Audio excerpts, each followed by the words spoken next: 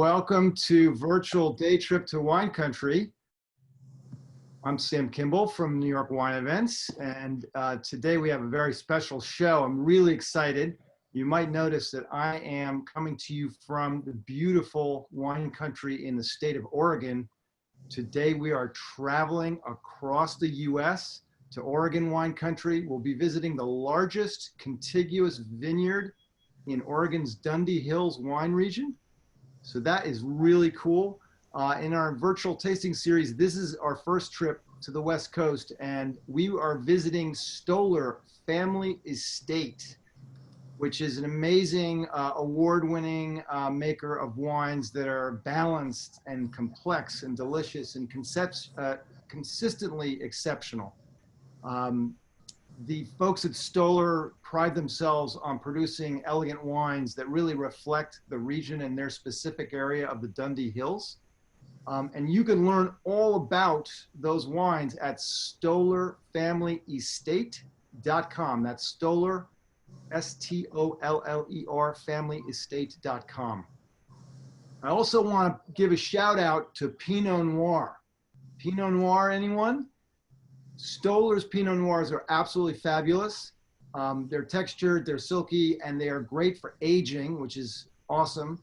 And for those of you who don't know, Oregon happens to be one of the world's greatest climates for growing the Pinot Noir grape.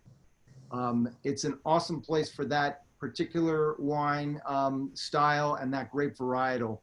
So we're in for a treat. As always, if you have questions during our session, we'll be going about 20-25 minutes. We'll be doing a tasting. Please put them in the chat module in Zoom, and we will tackle them in the latter portion of our talk. I should also, last but not least, mention that in the past, we have worked here at New York Wine Events with Stoller Family Estate at our events in past years. So we know them, we love them. And it's my privilege and pleasure today to welcome our guest speaker and guest host, winemaker at Stoller Family Estate, Melissa Burr. So great to have you, Melissa. Welcome.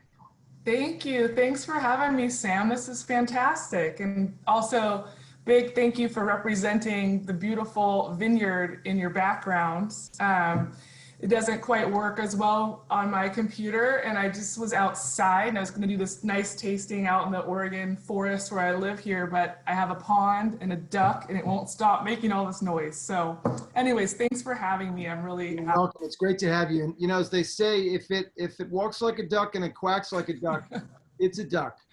It's a loud one. It's too loud to do this tasting. So last minute, here I am in the living room. We still like your background. That's awesome. And of course, here in our state-of-the-art broadcast studio at New York Wine Events, we've got the whole state of Oregon and the vineyard behind us. Love it. So to get started, you guys are in the Dundee Hills area of Oregon. And many in our audience may be familiar with the Willamette, or did I say it correctly? It's okay. Here's a good thing. Willamette, damn it. It's a, you can't go wrong. It's a Willamette, damn it, and then you'll get it right. The Willamette Valley is famous in the wine world. If you're a wine enthusiast, you may have heard of that area in Oregon. It's where a lot of Oregon wines come from. But there are other areas in Oregon, including Dundee Hills, where you are, that make fantastic and world-class wines. So tell us a little bit about what makes the Dundee Hills area different and unique in terms of growing grapes and making wine. Yeah, absolutely. So the Willamette Valley is the northern part of the state of Oregon. It starts a little bit above Portland, Oregon, and it's a 200-mile long recognized AVA in the state of Oregon, and it goes all the way south to Eugene. A lot of you don't know where that is, and that's okay, but just know it's 200 miles. And within this 200-mile AVA, we've gone and parsed it up into these sub-AVAs, these growing regions that are recognized for being unique as a part of the Willamette Valley. So the Dundee Hills is in the Willamette Valley, where you're at here at Stoller Family Estate in the heart of Dundee Hills here in your picture, is southwest of Portland, about 45 minutes by car, just for reference. And what makes the Dundee Hills unique as an AVA is a few things. First of all, just to give you a visual perspective, if you were flying over the Willamette Valley and you were looking at the Dundee Hills from a helicopter, let's say, it looks like an island, an oasis of an island in the middle of this flat valley, which is the Willamette Valley. And to the west of our AVA Dundee Hills, we have the coastal foothills and mountains. So that really, those mountain ranges there take a lot of the storms and the cold air, kind of get stopped there. And then to the north of the Dundee Hills, there's another mountain called Chehalem Mountain, which is where I'm at here at my house. It's about a half hour from the Stoller vineyard. But that mountain range also catches storms. So what makes the Dundee Hills unique in a way then is that it has protection from these mountain ranges, and we have really warm nighttime growing temperatures, a little bit warmer than most other AVAs in our valley because of that. The other character about the Dundee Hills is that it has a lot of volcanic soil. That volcanic soil is one of the premium soils that we grow our Pinot Noir grapes and our wine grapes in general on and in the Willamette Valley. And the Dundee Hills is full of this volcanic soil, red clay, well-draining soil. And it can be quite deep, anywhere up to 6 feet plus. Wow. And the advantage there is that one, this volcanic soil gives a signature flavor profile to the wine grapes. And two, having the depth makes it pretty easy then for these roots of these vines to get down and search for water. They don't struggle as much as they might in other areas. And so those are a couple things about the AVA. All of our wine grapes, for the most part, are grown on hillsides because that's where this volcanic soil is exposed. Anything below about 200 feet in the Willamette Valley in general is heavy, fertile, rich soil that has been washed in from so many floods tens of thousands of years ago, and it's too rich for growing grapevines. So in our area, that's one of the defining factors of the Willamette Valley wine grape growing for high quality wines is it tends to be on hillsides. It's either in marine sedimentary soil, this lowest soil, which is blown in combination of volcanic and marine sedimentary, or it's volcanic for the most part. There's other soils too, but long answer for the question, that is the topography and some of the unique characters of the Dundee Hills. Flavor-wise, just to go out on that tangent a bit, what we're starting to see with Dundee Hills wines is Pinot Noirs specifically that are spicy, red-fruited, and notably the tannins in the Pinot Noirs in general from the Dundee Hills tend to be really silky and kind of fine-grained. We don't tend to find our wines having a lot of bramble or really grippy tannin. It's just not part of the soil and the kind of the terroir of the Dundee Hills. So that's it in a nutshell. And Stoller is right there in the middle of Dundee Hills on the southwest corner, and the vineyard's between 200 and 700 feet elevation, and the estate vineyard is one contiguous hillside that you're in right now with Bud Break behind your head. Yeah, I'll go back to that panoramic shot there. So when was the winery established? When was it founded? Well, the property is part of a family. So Bill Stoller, the founder, proprietor, grew up farming on this estate, and he bought it from his family, from his cousins and his uncle in the early 90s. And he turned it into a vineyard in 95 by planting the first 20 acres on the estate, 10 of Pinot Noir and 10 of Chardonnay. And since then, he's continued to plant the estate, and now we're over 225 acres. We have some more going in, but it'll cap out about 250 at the estate. So it's grown quite a bit over the last 20 great. years. And what does that mean in terms of how many cases of wine do you produce at Stoller Family Estate? From the whole estate, we are about 45,000 cases. We could do closer to, it's going to grow closer to 50 when our new plantings become viable and mature. So about that size is when we're going to cap out with the estate grown fruit for the Stoller brand.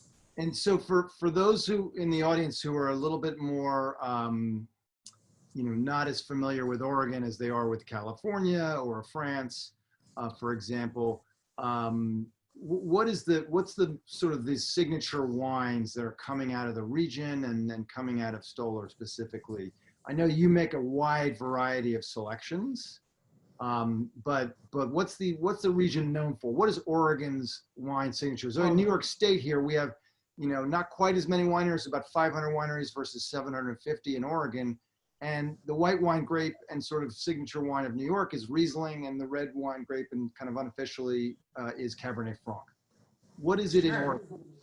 Oregon is known for Pinot Noir, and that is what the majority of the entire state grows. It's, I believe, about 68% of the grapes produced are Pinot Noir. Second largest varietal that the state grows is Pinot Gris. And from there, it trickles down, and there's a lot of things we can grow well. And the state is diverse. The southern part of our state is actually quite a bit warmer than the northern part of the state. And southern Oregon can grow a lot of bigger reds and varietals that we can't quite ripen in our cooler growing region in the Willamette Valley. But really, the Willamette Valley is the epicenter of where most of the grapes are grown, mostly because that's where the population is and that's where it started, you know, so that's it. And so Pinot Noir for sure is Oregon's signature grape. And same with Stoller. It's the majority of what we grow, but we also grow a large amount of Chardonnay, which is kind of a unicorn in a sense in terms of what's grown in the state of Oregon. Of course, it's the world's #1 consumed and grown grape, but in Oregon, it only constitutes about 5 to maybe 6% of the whole state's growing and making then, but that's on the rise. And a lot of the reason why is because, again, specifically in the Willamette Valley, it's a cool growing region with heat units, cooler, longer temperate fall and summer as well. And these varieties, Chardonnay does beautifully. I mean, you think about the best whites in the world, and arguably, but it is white Burgundies, and we're not Burgundy, but we have a cooler climate like they do. So Chardonnay does well, and it's really catching on. And the Pinot, and both the Pinot and Chardonnay grapes, but especially Pinot Noir, like the cool night air after a sunny day, yeah? Yeah, Pinot Noir has thin skin, and it also is a medium to lighter body red wine. And I think what's so intriguing about Pinot is all the layers it can have, all the aromatics and the spices and the fruits and the whole gamut. But it really needs this temperate, slow and steady growing condition to do its very best. If it's too warm, it matures really quickly and it ends up being a lot of fruit, but not a lot else going on, not a lot of acidity. So it needs that just right. It's like the Goldilocks grape. Yep. So we're farming on the edge here. Like we're battling rains and conditions because we're in a cool climate. So it's not an easy grape. They call it the heartbreak grape for a reason. It's a temperamental grape. It's the grape that goes to therapy. It's the grape that gets you through therapy. Exactly. So, and one other question about the winery, or a couple questions, and then we'll get to tasting. Is Stoller a 100% estate winery? In other words, the wines are made from only grapes and grown there on the property? The majority of our wine grapes, of our wines, our Stoller brand, yes, is estate. But as we have grown, we work with other growers. And what really led to that, the #1 grape, the main wine that we do this with is our Pinot Noir Rosé. And that's because that wine has grown in volume tremendously. We started making Rosé, I started making it in 2005, and it was only 150 cases of Pinot Noir Rosé. And my boss, Bill Stoller, wasn't thrilled about me surprising him by making this in 2005. Right. Fast forward to now, we bottle about 10,000 cases of this Pinot Noir Rosé, and it's my favorite kind of I told you so, like secret thing with Bill. But we need to work with other growers because we simply don't have enough Pinot Noir to grow for that program and for all of our red wine Pinot Noirs we make as well. Got it. Talk a little bit about sustainability. I know that's a big signature and tentpole for the philosophy and your process at Stoller. It is. And I will say that that's something that I'm also, I know that it's part of our state as well. Oregon is really, really full of groups of people that are focused on sustainability, but specifically with Stoller Wine Group and Stoller Family Estate, we are sustainable in a lot of ways. You know, we are a B Corp business, and so B Corp is a certification for your business, holding you accountable to do better for the community and your employees. And it's kind of a never-ending story, but that's one. We farm sustainably in all of our vineyards that we farm. We farm live, which is low input viticulture and enology. It's a certification program in the Northwest here. We use low input sprays. We do a lot of cover crops. We also have environmentally friendly buildings. We built the very first gold LEED certified winery in the world in 2005 on our property. So that was really an accomplishment, and I was really proud to be part of that process. And what goes into that, it's a commercial certification for buildings, and it's a point system. It's very rigorous, and you have to have all these things, all these ingredients in your building to qualify, and we qualified at this gold level. We're showing a picture of the facility, the winery building at a distance, which looks gorgeous. Yeah, that picture, actually, you can see the low profile building. That's our second facility on the property. And it's that stainless steel building there that we do a lot of our larger volume in our rosés, and we have a lot of space and barrel storage. And behind it is actually not our winery, but it's the grain silo that has been on that farm for a long, long time before it was ever a vineyard. And Bill Stoller decided to preserve it, and it's really iconic for the property. Yeah, and I think a lot of people, certainly New Yorkers and East Coasters who are less familiar with Oregon, don't realize that Oregon is a vast state. It's very large, but it's also extremely rural. We're all familiar with Portland and all of the art and culture and creativity and Nike and everything that comes out of Portland, but the rest of the state, or a lot of the rest of the state, is extremely rural and agricultural and quite beautiful. And there's a lot of remote regions. Let's do a quick tour through the winery. I want to show the tank room. I know this wasn't your favorite picture, but I like to show where the sausage is made. Yeah. There you see on the left, you see the destemmer and the tanks, and this is the primary processing area when you first bring the grapes in, yeah? It is, and this is in our LEED certified original winery that was built in 2005. And yes, this is where the grapes start their process into turning into wine. So this is apparently taken during harvest when we just got done cleaning up, it looks like. And the grapes come in from the vineyard and they go through a destemmer, which is on the left, and go into the tanks eventually and ferment. And this is a photo from harvest in the vineyard. So I love this shot, because this is like a real, like, people are doing backbreaking work to get those grapes in from the vines and into that facility. And then of course, it's intense. It's eventually they get, the juice gets into the tanks. And then I love this, you have a wonderful barrel photo that, talk a little, briefly about French oak, and you age the Pinot Noir in French oak, yeah?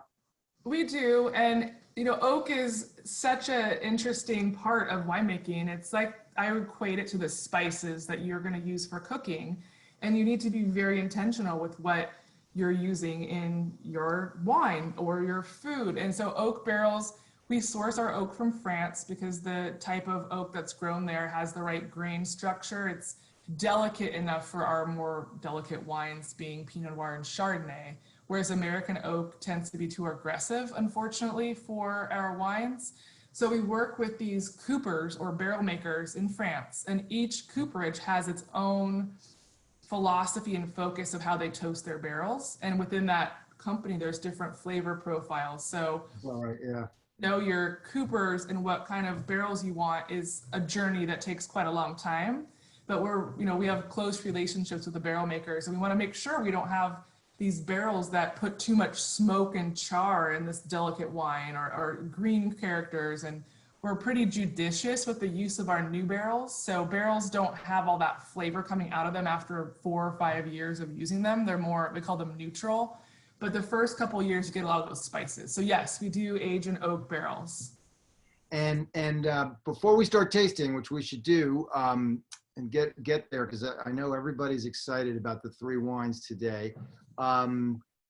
Is it possible to come visit when we're all not on quarantine and lockdown, or is it possible to come visit in Dundee Hills at Stoller Family Estate? And Absolutely, of course, I'll say, and I wish you could all come right now. It's always a little strange when you taste wines and you're not tasting with people, but beside that, yes, we have an absolutely stunning property to share and a tasting room that's won a lot of accolades for being top tasting room. It's so beautiful. A lot of it is you're looking up at the vineyard from our tasting room. It's really open and airy and expansive, and we put a lot of energy into hospitality. We've got a phenomenal team of people that take care of you when you come, and we're really family oriented. We allow people to have their children in. We even allow dogs on leashes, and it's just a really special environment because we have these beautiful intentional wines that we farm and make and we share. But I feel like Stoller's done a really good job at creating a very welcoming environment, and because of that, we've become quite popular. So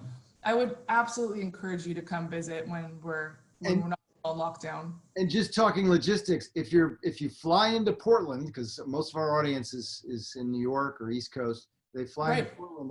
How far is it from, when you land in Portland to get Right. to the To hill? us. You guys. You have to really budget about 2 hours. I mean, if you don't have any traffic, you could get there in an hour and 10 minutes, maybe even an hour. But, Portland, like everywhere, is growing. So you really want to give yourself that time.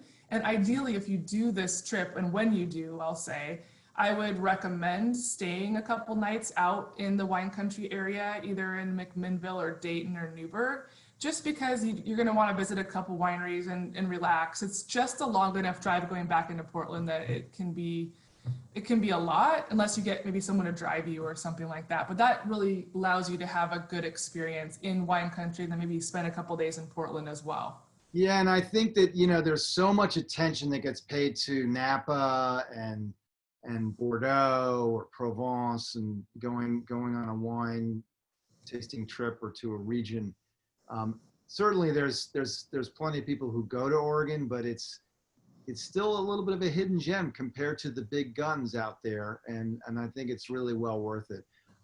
So, what wines are we going to taste today, Melissa? We have 3 wines that we're going to try today, and we're going to try a Chardonnay, and I think we can start there. Before we get into this, I just want to make one note about, just to follow up with what you just said about Oregon and being this kind of hidden gem, is that our state only produces 1% of the wines grown and made domestically in the United States. So California is 95, 96%. Even New York grows more wine per gallon than Oregon. So we're not very big. So there's that, but it's been tremendous to see the amount of tourism and people visiting. So yes, I think it is a gem, but we're small. We're a small growing region, really. I will say, and for any of the viewers who are in our group of amazing customers who come to our events, I should add that in one of our recent events, we're in our VIP suite, where normally you have these famous French wines and famous California and some Italians and others.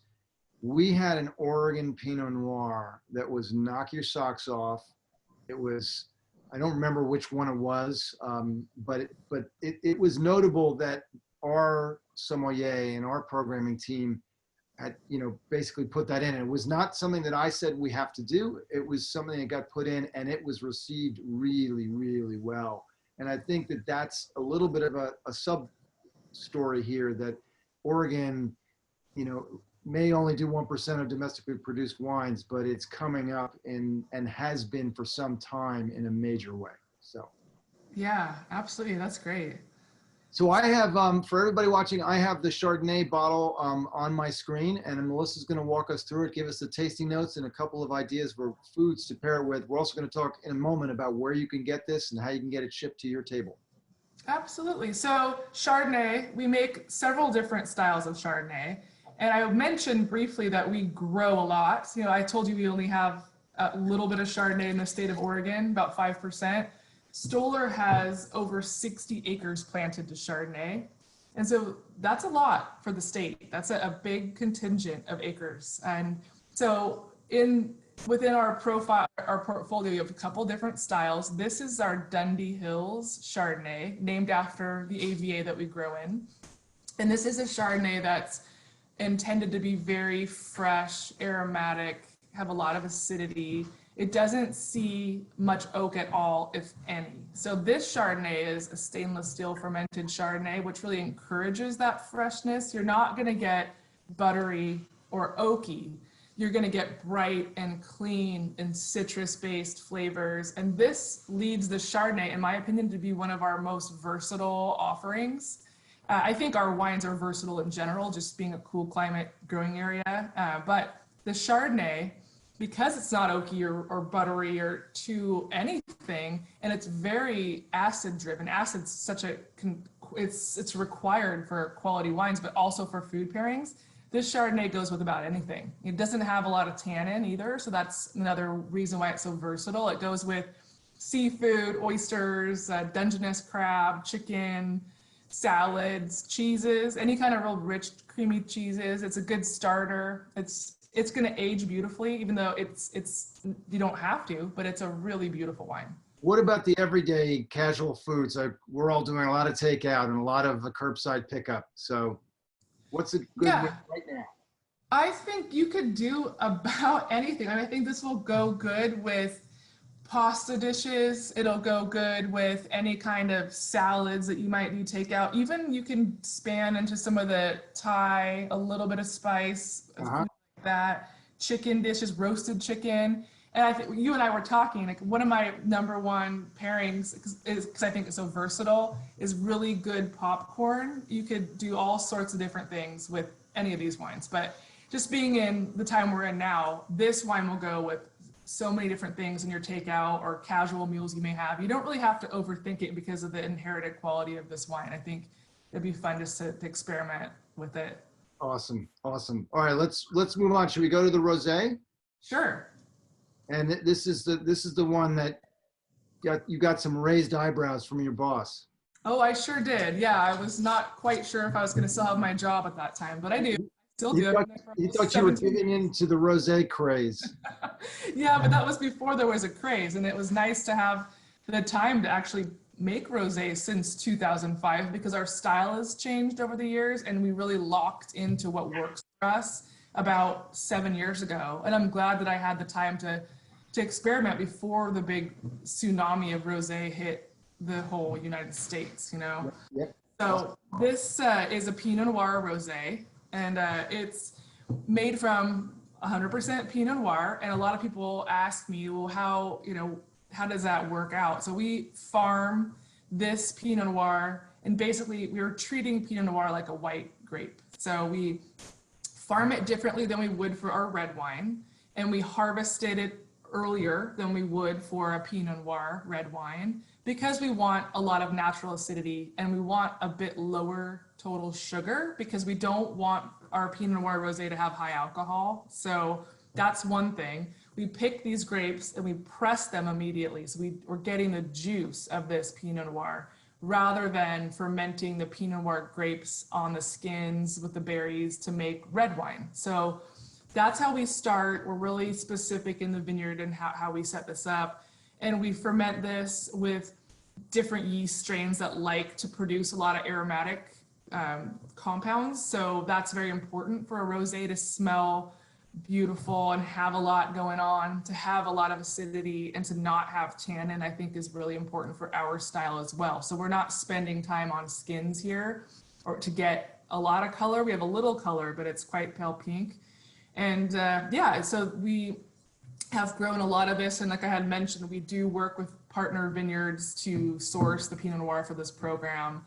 And it's something that we just came out with the 2019. 2019 was a bit cooler of a harvest time for us in Oregon compared to average. And the resulting wines, I think, are very floral, including this rosé. And it's pale pink, floral, some strawberry. It's got so much freshness and it's tasting nice. I think it's a great thing for quarantine.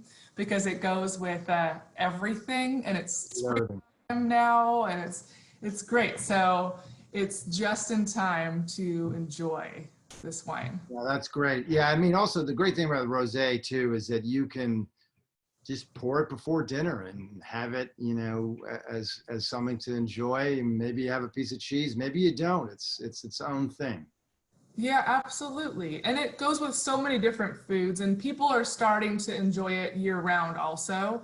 Rosé has, I think, an unfortunate stereotype kind of stigma about only the new vintage is what you want to be drinking of a rosé in general, whether it's from Provence or Oregon or anywhere else. And I think that's unfortunate because rosé, sure, you might not want to put it down in your cellar for 20 years. You don't need to. It's meant to be fresh and lively, but there's nothing wrong with a 2-year-old rosé. If anything, sometimes they can be so beautiful because they're still fresh and acid driven, but they don't go bad. So poor rosé kind of has a little bit of a bad reputation that way.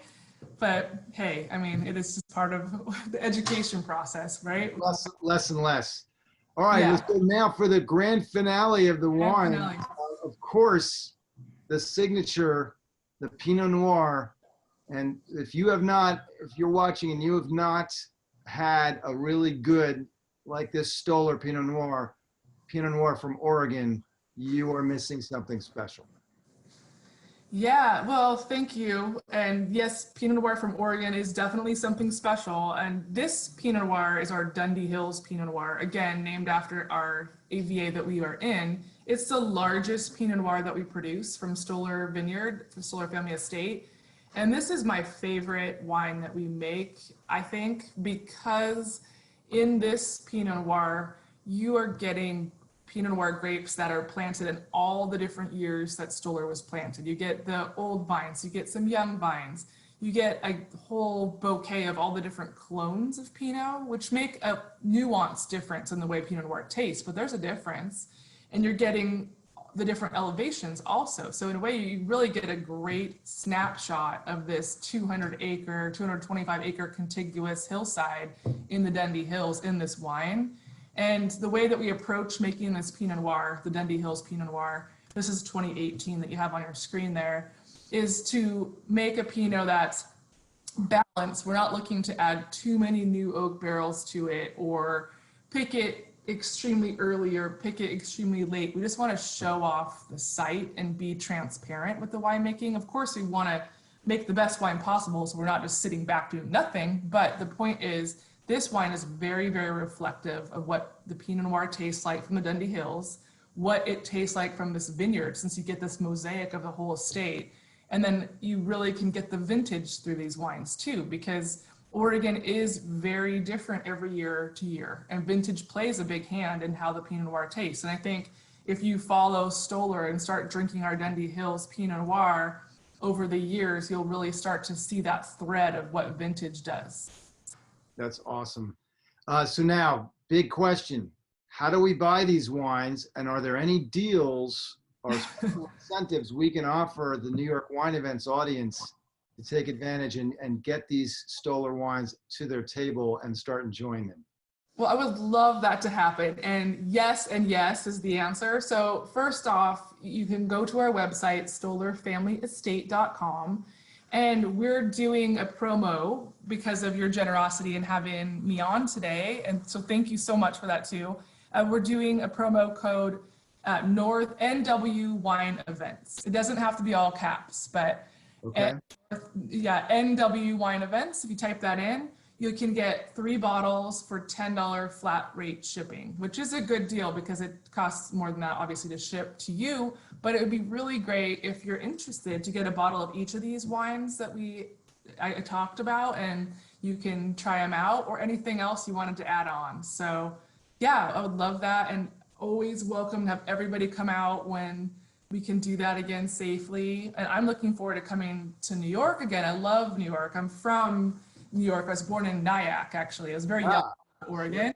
But I used to have an aunt on Long Island, and I used to go every summer, and I love coming out. So I will come visit you, Sam, and hit you up for a wine tour. Excellent. Well, we would love that. And I'm actually, our broadcast center is here on Eastern Long Island in Suffolk County, about 15 minutes from the North Fork. So Nice. we've been interacting with and having fun with connecting in the quarantine time with wineries out here, but also honestly around the country.